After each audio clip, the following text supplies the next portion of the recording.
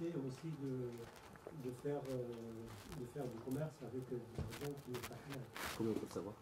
Voilà, en fait, on ne peut pas savoir. Déjà, la première chose, c'est qu'on ne peut pas savoir. La deuxième, c'est qu'on n'a pas à savoir. En fait, religieusement, je parle vraiment stricto sensu, hein, Shar'an, imaginez-vous, vous ouvrez une boulangerie, chaque personne qui vient vous acheter une baguette à 90 centimes, vous lui demandez d'où vient son argent. C'est différent. Pourquoi ce serait différent? Si je veux faire par exemple un commerce avec vous et je sais que votre argent c'est pas clair, j'irai normalement. Oui. Voilà, dans le cas où on le sait, bien sûr, dans le cas où on ne le sait pas, on n'a pas à le demander. D'accord? Sauf si on a un doute avéré. C'est-à-dire on voit la personne tous les jours en train de vendre de l'alcool et un jour il vient et dit je veux m'associer avec toi. Il y a de fortes chances que son argent vienne de là. Peut-être qu'il ne vient pas de là. Peut-être qu'entre-temps il a eu un héritage ou quelque chose et cet argent qui lui est venu, il veut l'investir. Donc vous allez lui demander parce que vous avez un doute avéré. Mais s'il n'y a pas de doute avéré, vous n'avez pas à demander. D'accord? Et en plus de ça, je rajoute un point, c'est que là on est dans le cadre de financement par la foule. C'est-à-dire que vous avez 1000 personnes qui viennent investir 50 € chacun. Vous n'allez pas demander à chacun 50 € d'où ils viennent, etc. Et au pire des cas, s'il y en a un qui a mis 50 € qui viennent d'une source qui n'est pas licite, déjà ce n'est pas ma responsabilité en tant que porteur du projet, ni en tant que plateforme. C'est sa responsabilité à lui de s'être procuré cet argent de manière illicite. D'accord? Et souvent, on nous pose la question aussi par rapport au financement, parce qu'on dit « ouais, mais vous achetez des maisons, vous les revendez, mais l'argent, il vient d'où ?» C'est un peu la même problématique. C'est la question que je voulais poser. Surtout Voilà. vous avez dit au début, vous n'êtes pas une banque, donc votre argent, il vient de... Alors nous, comme je disais, nous, en fait, on ne fait pas les financements. D'accord? Nous, on conçoit la solution, d'accord? On conçoit le produit. Ensuite, on le développe en interne dans la banque. Donc on fait en sorte que tout fonctionne, les contrats, les systèmes d'information, la gestion des risques, la comptabilité, etc., la fiscalité, tout ça. Et ensuite, une fois que c'est fait, il y a juste à appuyer sur le bouton, les financements, ils tournent. Nous, après, on ramène les clients, mais on ne débloque pas d'argent. Nous, on n'est pas une banque. Nous, on est conseil en investissement financier, on est sous tutelle de l'autorité des marchés financiers, etc. Mais on n'est pas une banque. Pour être une banque, il faut 50 millions d'euros, il faut toute une armada, une infrastructure, etc. Donc, ce n'est pas notre cas. Peut-être un jour, Inch'Allah, qui sait? Peut-être qu'un jour, on passera par le crowdfunding et que tous les musulmans mettront 100 € et qu'on fera une banque avec ça. On est 5 millions, donc 100 €, ça fait 50 millions, c'est 5 millions, non, 10 €. À 10 € chacun, on fera une banque, Inch'Allah. Si on fait toute chose accomplie suivant le sharia, il y a trois choses primordiales, c'est l'équité, la justice et la transparence. Et là, vous dites que la transparence, ça vient du... Dans quel cadre la transparence?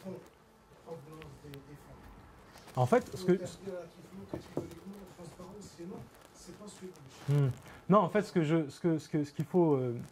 à quoi il faut faire attention par rapport à la notion de transparence, c'est de pas, en fait, si vous voulez, transparence. Après, on peut aller loin. Il faut placer le curseur à un endroit. Il faut dire la transparence qui est demandée, elle est là. Après, si on veut aller on peut aller très loin dans la transparence, d'accord? Je peux demander je sais pas, des questions qui même peut-être n'ont pas de sens. Vous dire, ouais, mais c'est de la transparence, il faut tout déclarer, il faut dire point par point, euro par euro, etc. L'argent, ce qu'il faut comprendre, quand on parle d'argent, l'argent n'est pas intrinsèquement halal ou haram. C'est ce qu'on fait de cet argent qui est halal ou haram. D'accord? Quelqu'un qui a volé de l'argent et ensuite il l'a donné à la mosquée. La mosquée, elle sait qu'il a volé de l'argent? Non. Est-ce que cet argent-là, le billet là, il est haram? Dessus, il y a écrit haram. Il n'est pas propre. Non. Si je le sais, bien sûr. Si je le sais. Exactement. Ce que vous avez dit, si je le sais. Mais quand vous faites un appel au don, là, j'ai dit que par exemple, dans les modalités du crowdfunding, il y a aussi le don. Par exemple, une école qui vient, la plume Chartraine qui vient, qui dit voilà, je voudrais refaire, acheter du nouveau mobilier pour nos élèves. Est-ce que vous pouvez nous faire on met ça sur la plateforme. Les gens viennent, ah bah c'est super, ils font des activités, machallah, depuis des années, il y a des enfants qui apprennent leur religion, etc. Allez, moi je veux faire un don pour eux. C'est un don. On ne va pas aller demander à chaque personne, mais toi, d'où ils viennent tes 10 €? De la même manière que quand Laylatul Qadr, vous passez au Jumu'ah avec vos sacs, vous n'avez pas. Ah, attends, non, ton billet là. Non, c'est pas possible. Pourtant, on pourrait dire que transparence, non, il faut transparence totale. Chacun, quand il sort son billet al Jumu'ah, il écrit dessus ou il met un papier avec pour dire ça vient de là, et voilà le justificatif, voilà mon relevé de compte. C'est une transparence qui, un, n'est pas demandée, Shar'an, et deux, qui en pratique, en fait, C'est pas on ne peut pas le faire. C'est trop difficile à mettre en place. Quand tu parles du don, C'est de là. est-ce que la personne qui a donné, Non. alors que là, il demande bien à faire de l'argent, potentiellement de l'argent sale. C'est là que là, ça engendre le donneur et l'investisseur. C'est là qu'il y a En tout cas, c'est intéressant de dissocier les cas effectivement du don, parce que le don c'est one way, c'est-à-dire ça part et puis c'est terminé. On n'attend pas de retour. Alors que dans l'investissement, il se peut qu'on mette en place des modalités de partenariat. C'est-à-dire que je vais m'associer avec quelqu'un et lui, son argent, il n'est pas propre. D'accord ? Dans le cas présent, on a posé la question à plusieurs reprises aux chouyours. Leur réponse est que on n'a pas à poser la question. D'accord ? C'est comme si on est invité chez quelqu'un à manger, on lui dit est-ce que c'est halal, t'as acheté où, fais voir, AVS, oui, il est où le tampon ? On n'a pas à poser la question. Mais si on a, comme je disais tout à l'heure, si on a un doute avéré, c'est-à-dire il m'a invité à manger, le midi même, le matin même, je l'ai vu au marché, je l'ai vu à Rungis acheter de la viande. Il y a un doute avéré, on va essayer de trouver une solution ou autre.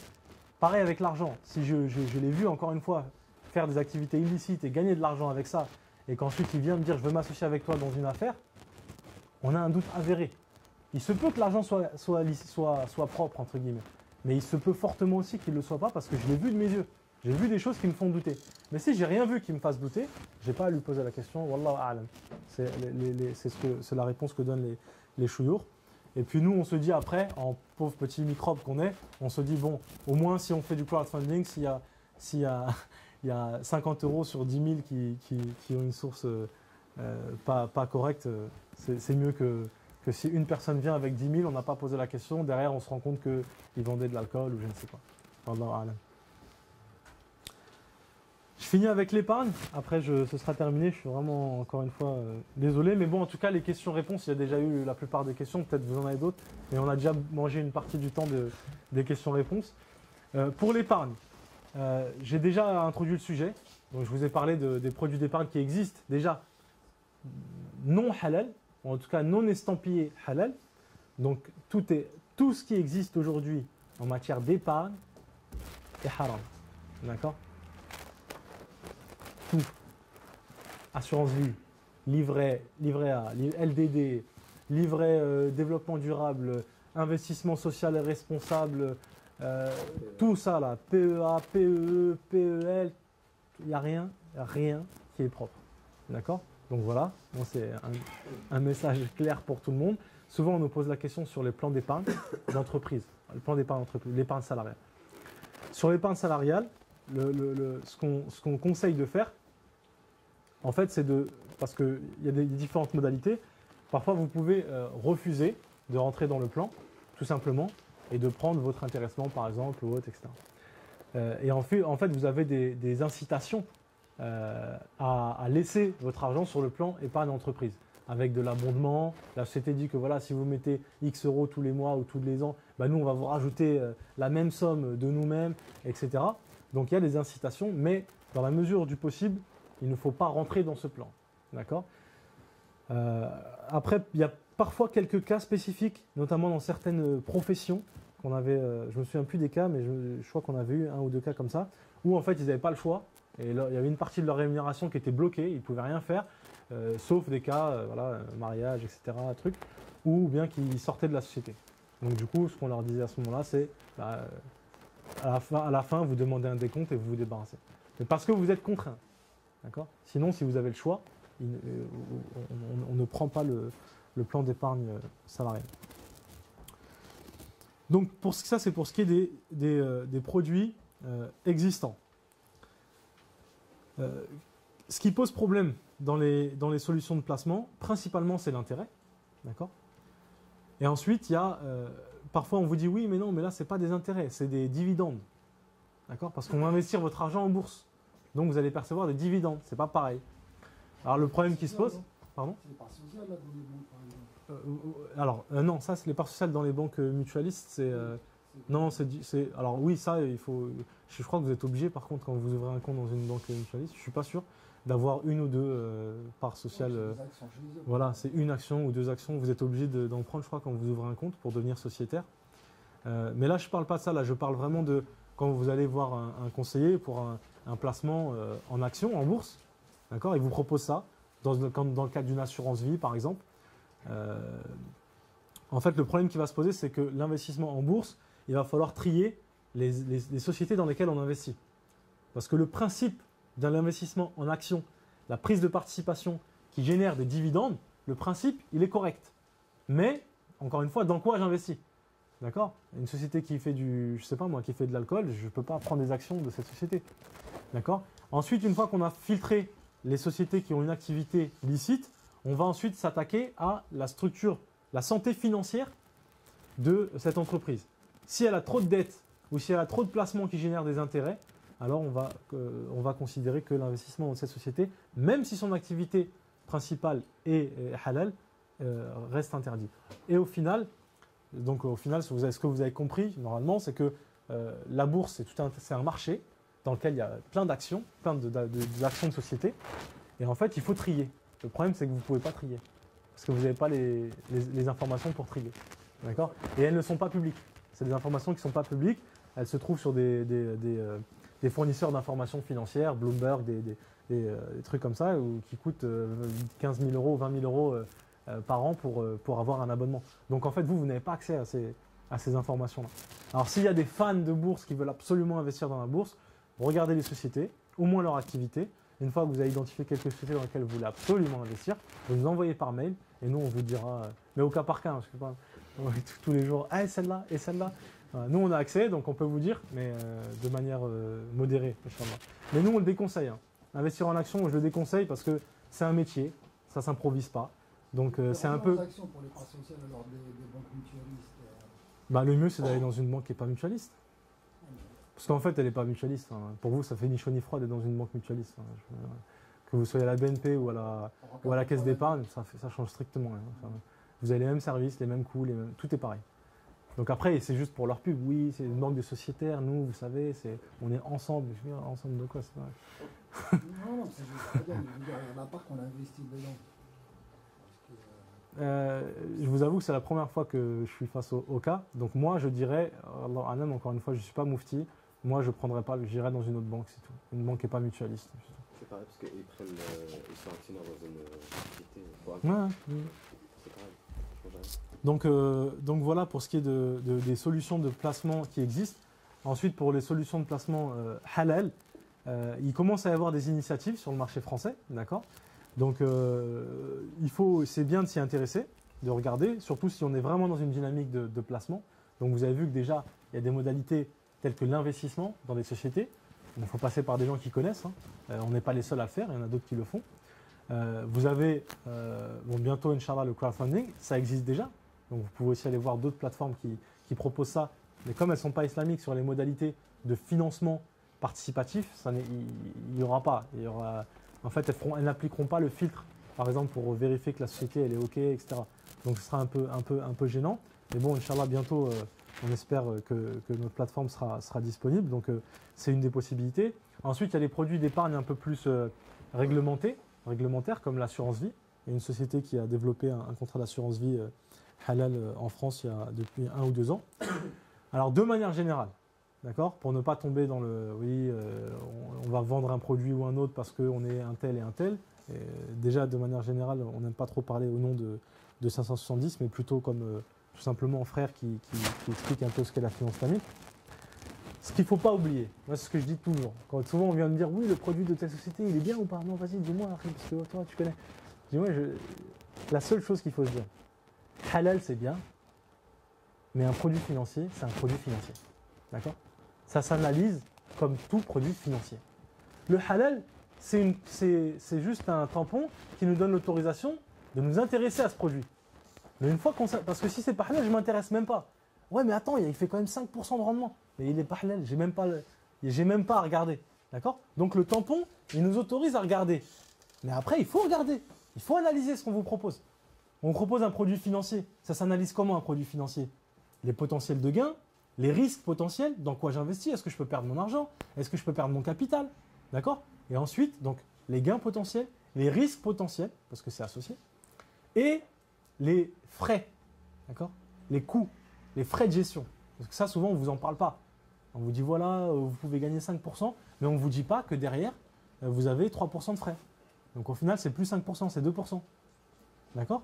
Donc ça, c'est tout simplement les critères. Dans ce cas, c'est pas halal parce qu'il n'y a pas une transparence.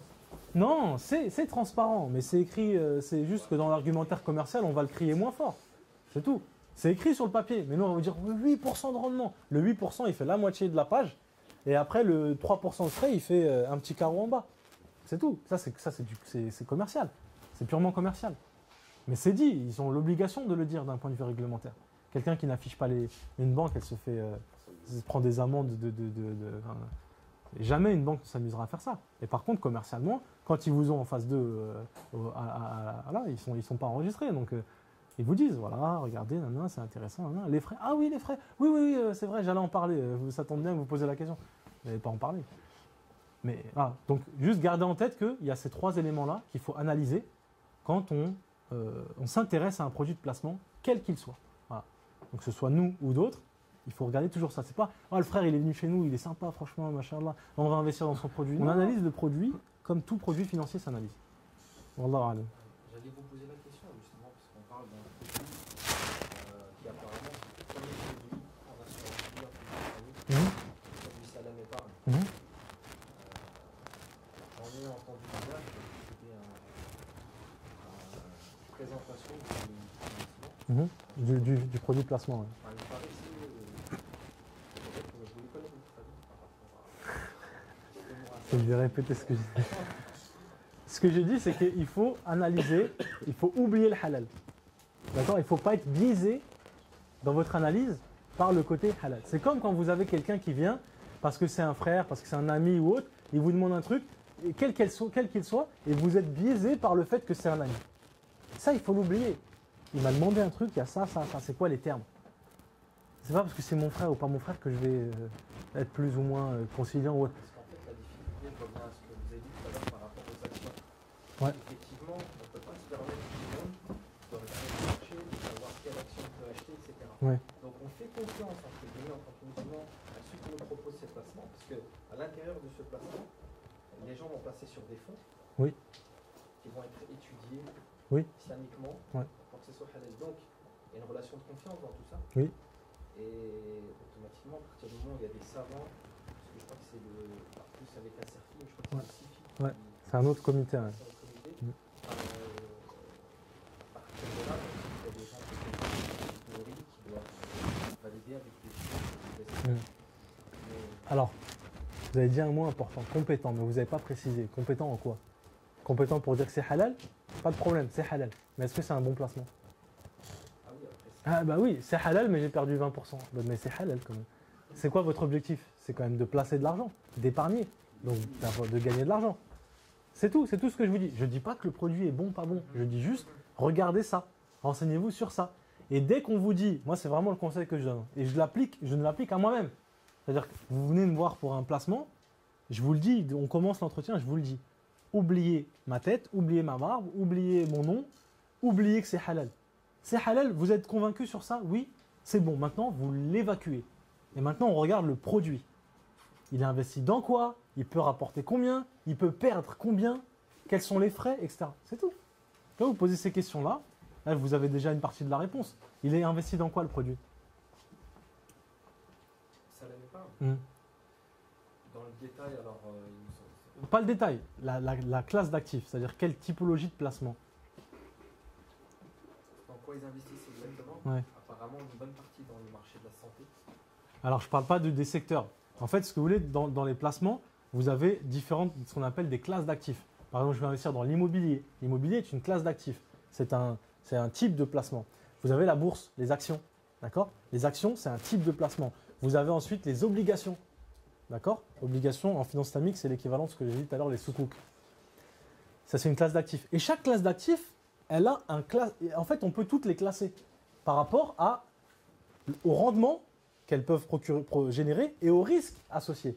Donc, il y a des classes d'actifs qui sont moins risquées, moins rémunératrices. D'autres qui sont plus risquées, potentiellement plus rémunératrices. D'accord? Mais plus risquées aussi. Donc, ici, la classe d'actifs, c'est quoi dans laquelle est investi le produit? Alors, dans leur présentation, ils ont dit qu'ils plaçaient sur 70 fonds et que le fait de répartir sur plusieurs fonds permettait de limiter le risque. D'accord. Mais les fonds, ils sont investis dans quoi? C'est quoi la classe d'actifs? Ils sont investis dans des actions. D'accord? Dans des actions en bourse. D'accord? C'est une classe d'actifs. Est-ce qu'ils sont investis dans autre chose? Non. Uniquement en actions. C'est tout. Donc il faut le savoir. Je ne dis pas que c'est bon, je ne dis pas que c'est pas bon. Mais quelqu'un qui veut placer son argent, financer ses études l'année prochaine ou dans 2 ans, d'accord? Qu'il sache que quand il investit dans des actions, il peut perdre la moitié de son argent. Qu'il le sache. Il peut aussi multiplier son capital par 2. D'accord? Il peut, c'est possible. Mais il peut aussi perdre la moitié. D'accord? Et je ne dis pas que c'est bien ou pas bien.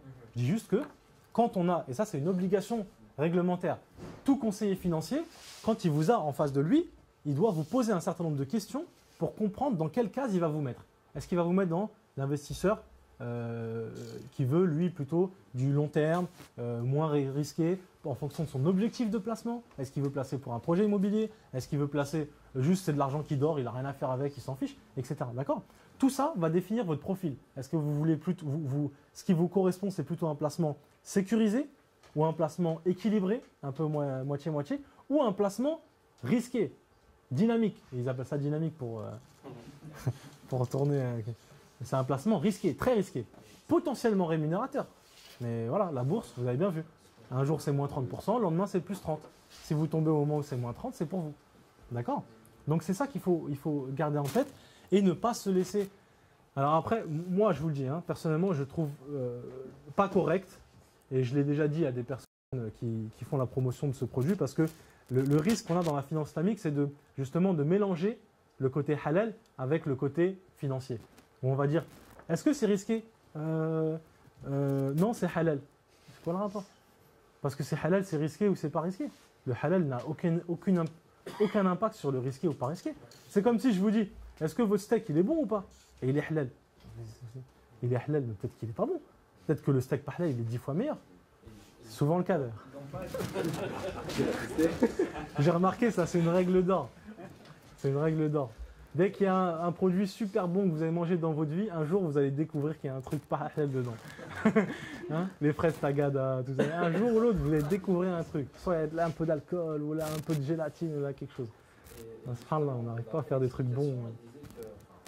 Formateur, attention, qui n'était pas musulman, je précise,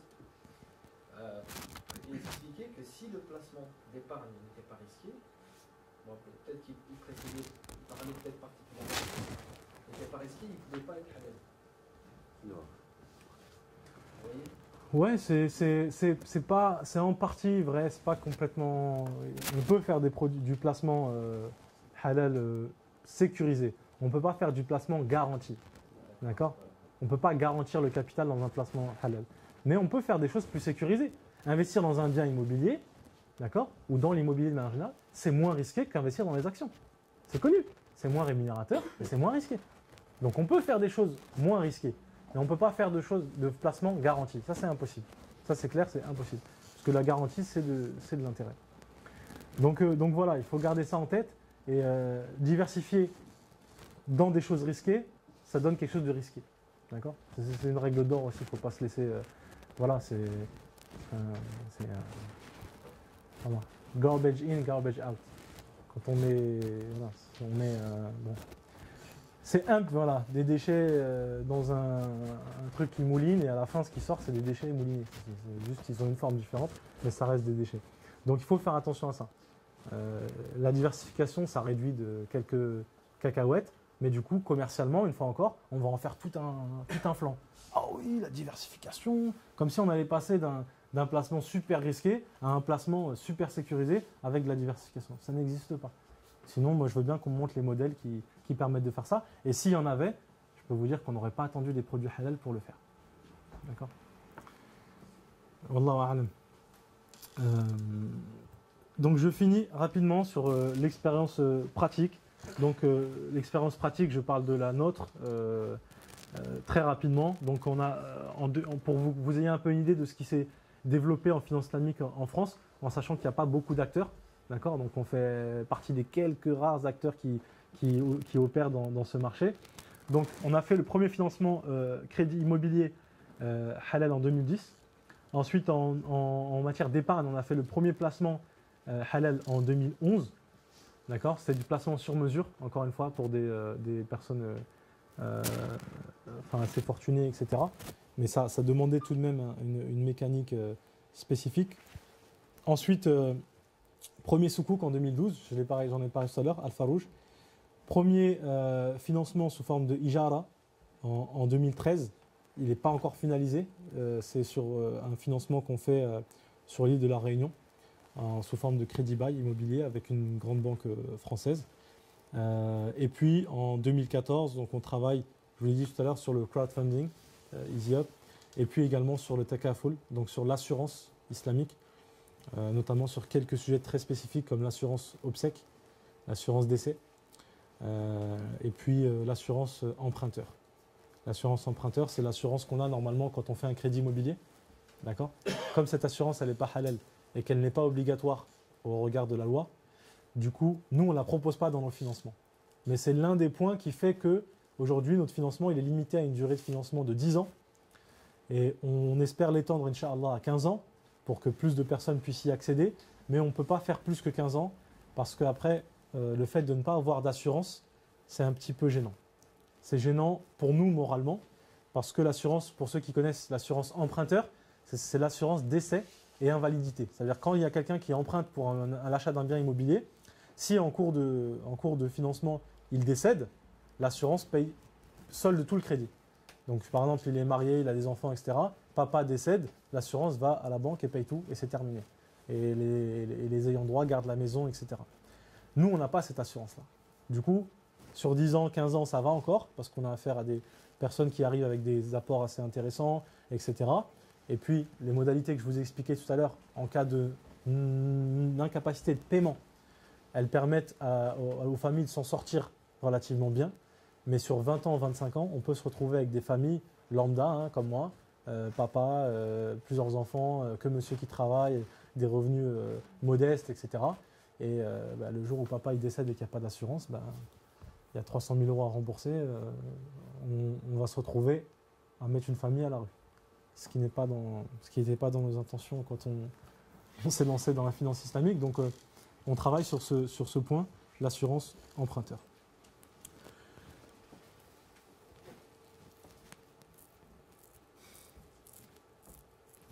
Souvent les gens se disent que la finance islamique, on en a beaucoup entendu parler, mais mine de rien, ça ne bouge pas beaucoup, ça prend du temps.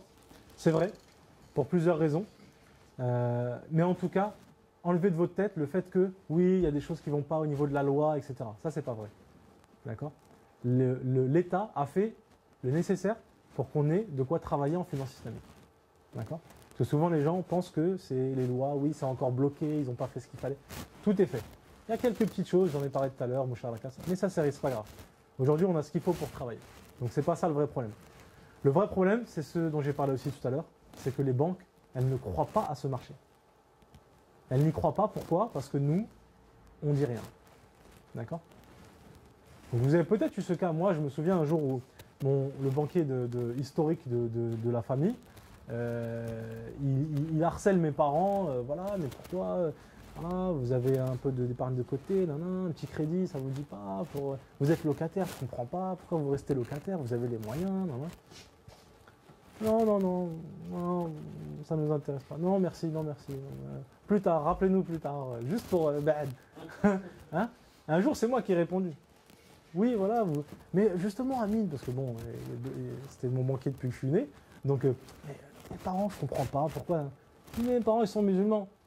Ils ne veulent pas de crédit, c'est haram. Je ne vais pas dire haram parce qu'il s'appelle Jean-Claude. Mais c'est haram, c'est illicite.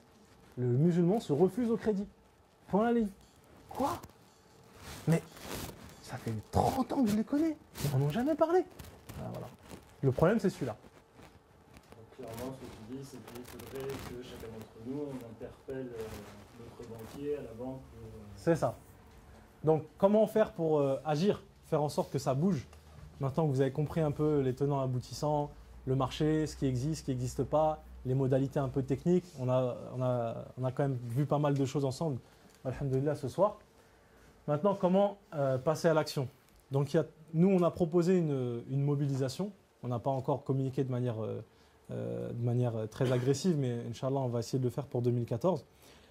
3 actions très simples. La première, c'est de montrer qu'on existe en parlant à son banquier. Soit le faire directement, ou alors vous allez sur notre site internet, on propose carrément en fait un courrier type. Vous avez juste à faire un copier-coller, envoyer par mail. Vous mettez votre nom à la place du truc et le nom de votre conseiller, etc. Envoyer par mail, nous mettre en copie. Et juste pour dire au banquier, voilà, moi je suis intéressé par ça, donc si vous avez des choses, si un jour vous avez des choses, tenez-moi au courant. D'accord ? Parce que ça fait tilt. S'il reçoit 50 comme ça dans chaque agence, ça va remonter à la direction. Et la prochaine fois qu'on voit le big boss au Sénat, il va pas parler le même langage. D'accord ? Donc ça, c'est important. Et souvent, on néglige ça. Ça, c'est ce qu'on a constaté chez les musulmans. Et je suis le premier, fautif en la matière. C'est qu'en fait, on a des contraintes, entre guillemets, dans notre vie, d'accord, qui sont des choix personnels. Mais en fait, on veut vivre comme celui qui n'a aucune contrainte. Donc, je veux un financement halal, mais je ne veux rien faire pour qu'il arrive. Je veux de la viande halal, je ne veux rien faire pour que ça arrive. Je veux des écoles privées musulmanes, mais je ne veux rien faire pour que ça arrive. D'accord ? Donc en fait, on est purement américain dans notre manière de consommer. Et en fait, on a des exigences qui sont complètement incohérentes par rapport à notre attitude. D'accord ? Si tu veux, Harry, tu bouges. Tu veux le verre d'eau, tu mets ton bras pour le prendre. Mais c'est pareil. On ne va pas venir te servir de la finance islamique, du halal, des écoles, du hijab, du truc. Ça ne marche pas comme ça. D'accord ? Donc ça, c'est le gros problème qu'on a. Alors que, souvent, l'action qu'on demande, c'est vraiment pas grand-chose. C'est-à-dire là, si on prend ce qui est écrit là, 3 actions. Envoyer un mail à son banquier, on vous a déjà fait le mail. Copier-coller, ça prend 3 minutes. Peut-être le plus long, ça sera de trouver l'adresse mail de votre banquier. D'accord ? Dans toute cette histoire. Deuxièmement, adhérer à l'association EDIM. L'association EDIM, c'est une association qui œuvre depuis 2005 à la sensibilisation, la promotion de la finance islamique en France. Ils font des conférences, des séminaires, des supports pédagogiques. Leur mission, c'est sensibiliser les musulmans d'un côté sur la finance islamique pour les faire bouger, et d'un autre côté, de faire un peu de lobbying auprès des acteurs de la place pour faire bouger les acteurs en matière de finance islamique. L'adhésion coûte 10 € par an. D'accord ? Donc ça fait, on a dit 3 minutes là-haut. Ensuite, adhérer à l'association 3 minutes aussi sur le site internet, plus 10 € par an. Et ensuite, candidater, c'est-à-dire en gros déposer une demande pour donner aux acteurs, nous en l'occurrence, par d'autres aussi, ça pose pas de problème, pour dire voilà moi, par quoi je serais intéressé. D'accord ? Parce que nous aujourd'hui, quand on va voir des banques, ils nous disent d'accord, ok, on a compris comment ça marche techniquement et tout.